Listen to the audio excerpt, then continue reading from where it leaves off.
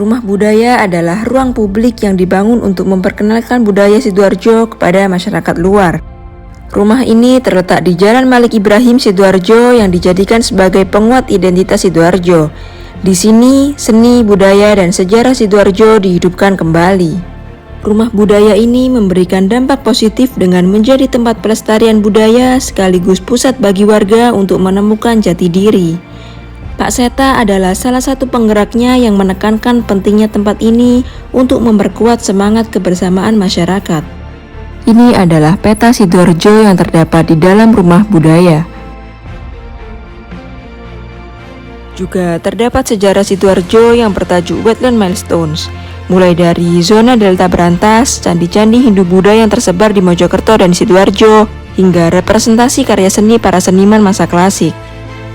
Dan ini merupakan program rumah budaya yakni berbagi cerita sejarah. Reclaiming the Past itu bagi kami adalah program yang jangka panjang ya, untuk membangun identitas kembali Sidoarjo yang selama ini kehilangan itu gitu ya. Banyak orang teriak-teriak tentang Sidoarjo punya identitas. Berdasarkan hal itu kami coba untuk mencari tahu melalui wawancara tentang ketiadaan identitas di sisi mereka gitu ya. Ya sebagai sebuah representasi itu gini ya. Awal-awal saya datang ke Sidoarjo misalnya gitu ya. Saya coba cari persewaan apa waktu itu, persewaan drone apa waktu itu gitu ya. Saya dapatnya ketika browsing di Google itu kok banyaknya alamat di Surabaya gitu ya. Tapi ketika kita sudah kontakkan melalui WhatsApp gitu ya, ternyata mereka ada di Sidoarjo. Ya rata-rata ada beberapa dan hal lain juga seperti itu gitu ya. Ketika akhirnya itu kan jadi pertanyaan besar buat saya kan gitu ya, kenapa seperti itu ya. Mereka merasa ketika mereka tidak menggunakan nama Surabaya itu akan sulit itu untuk dijual gitu loh. Nama Sidoarjo itu gak membuat sesuatu itu menjadi menarik gitu loh. Saya tetap melakukan wawancara penelitian itu ya, ternyata memang ada masalah-masalah yang membuat mereka seperti itu. Ketika kami coba untuk mencari banyak informasi mengenai kesejarahan gitu ya, dari mulai masa kerajaan, masa VOC, masa Hindia Belanda, ternyata proses hilangnya identitas di masyarakat Sidoarjo itu pada masa Hindia Belanda, ketika Hindia Belanda memutuskan untuk menempatkan Surabaya menjadi pusat perekonomian, pusat politik gitu ya, dan pada akhirnya membangun pelabuhan di Tanjung Perak di tahun 1910 gitu ya. Mulai dari situ terus masyarakat Sidoarjo itu kawasan Sidoarjo termarginalkan, tidak menjadi sentral lagi. Padahal ketika kita melihat ke belakang gitu kan, ketika zaman kerajaan gitu ya banyak sekali informasi-informasi mengenai yang ditemukan koin-koin di abad ke-11, abad ke-12 sampai abad ke-15-16 gitu loh. Oh ternyata kawasan Sidoarjo itu kawasan internasional gitu ya.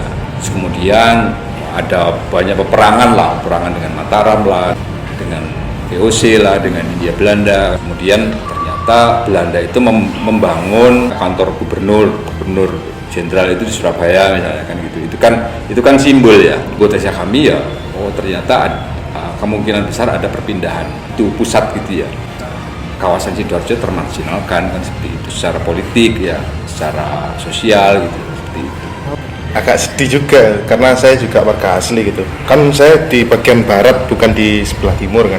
Oh, iya. Jadi memang perkembangannya juga malah lebih sedikit ekstrim gitu loh.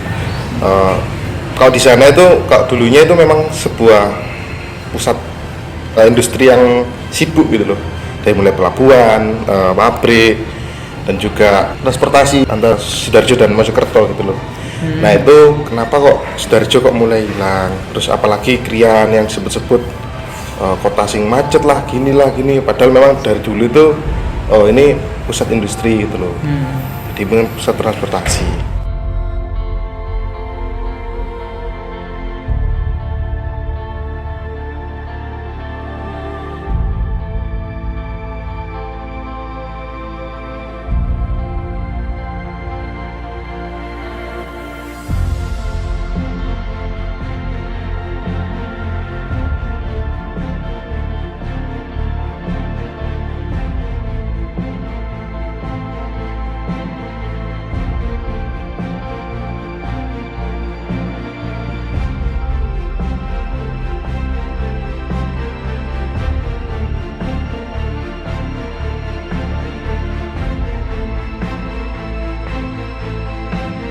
Ternyata wilayah Surabaya dan Sidoarjo dulunya lautan loh. Lihat saja muara Sungai Porong tahun 1892 ini dibandingkan dengan citra satelit tahun 2024.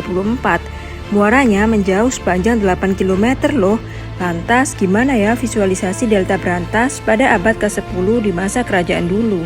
Jadi gini, seluruh wilayah Sidoarjo dan Surabaya adalah delta Sungai Brantas. Selain Sungai Porong, di daerah Kenjeran juga mengalami penambahan daratan seluas 6 km persegi selama 38 tahun. Nah, seperti ini visualisasi imajinatif wilayah delta Brantas pada abad ke-10.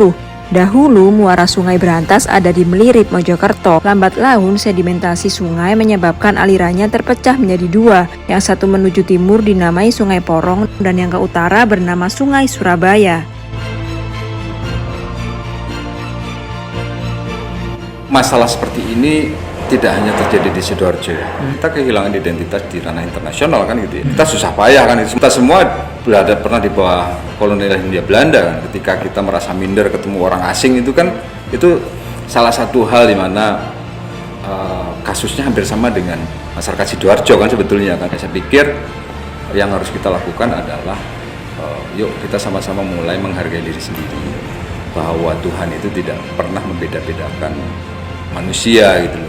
Semua manusia diberi hak dan kewajiban yang sama kan gitu ya, sebagai manusia. Ya dari situ terus hadirkanlah ruang pikir, ruang filosofi itu dihadirkan. Selama ini tanpa terasa kita hidup di ruang pragmatis gitu. Di ruang pragmatis, di ruang hitung-hitungan. Ketika tidak masuk hitungan ya nggak usah dilakukan. Padahal Barat itu sangat melakukan itu. Mereka tidak pragmatis tapi malah justru filosofis. Kita aja yang terjebak pada pemahaman yang keliru bahwa kita filosofis, Barat tidak gitu. Padahal sebaliknya gitu. Ketika Barat bisa menciptakan banyak hal dan kita tidak, itu kan salah satu buktinya gitu loh, bahwa kita tidak ada ruang pikir di situ. Ya, jadi seperti itu ya Rara Sidoarjo.